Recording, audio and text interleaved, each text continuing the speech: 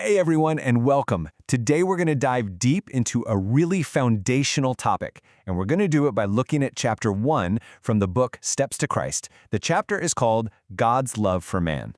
So let's just jump right in with a question that I think gets to the heart of a pretty common struggle for a lot of people.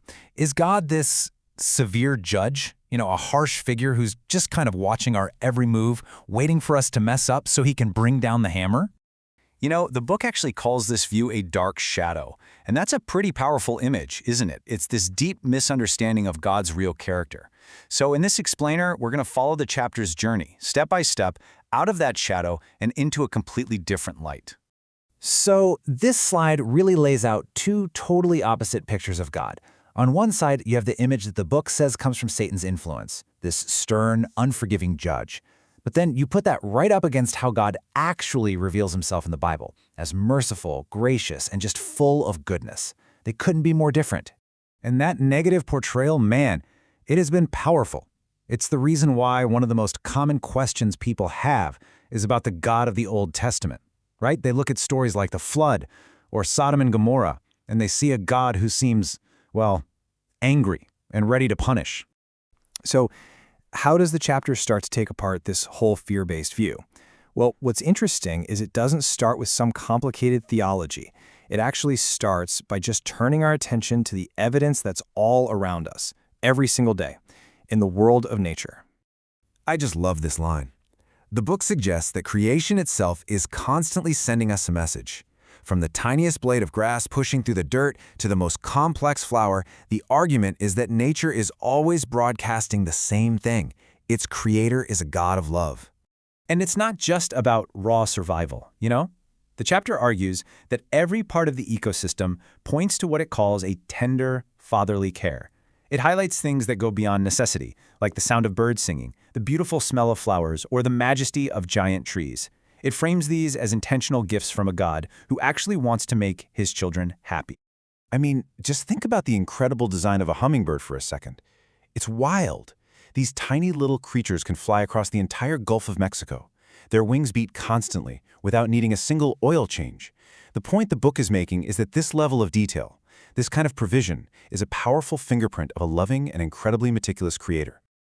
Okay, so the argument is building.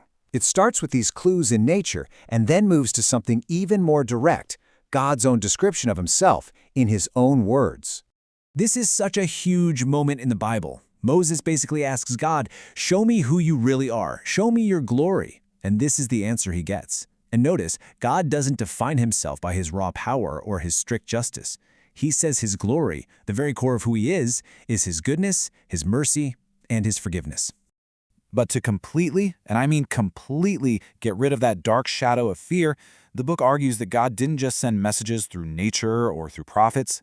He sent the ultimate evidence of his character, in person.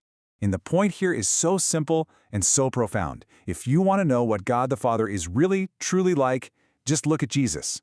His life is presented as the perfect, living, breathing reflection of the Father's true nature. Jesus himself said it.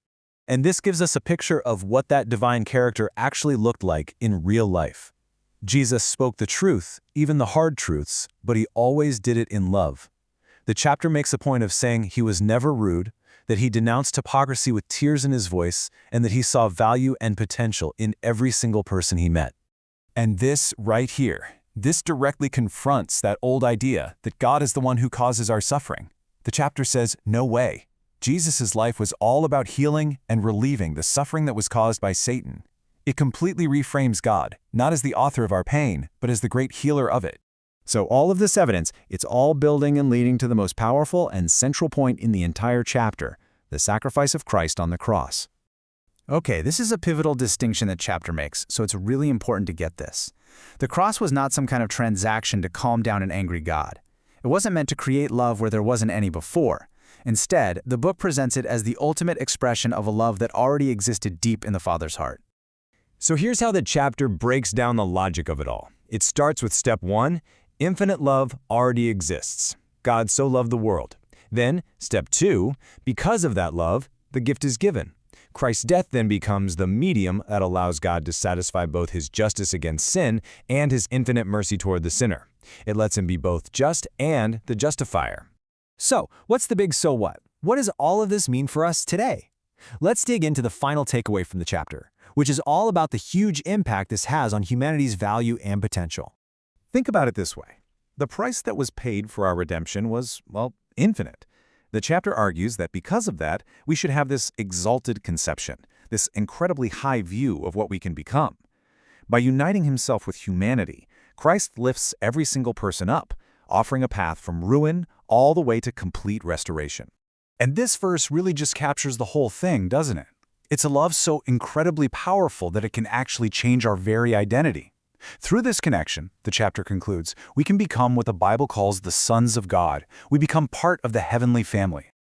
So the chapter ends by calling this a love without a parallel. There's nothing else like it. And it leaves us with this final thought to really chew on. The more we think about this incredible love, especially when we look at it through the lens of the cross, the more it has the power to totally transform us. And so the question left hanging is, what does a love like that ask of us?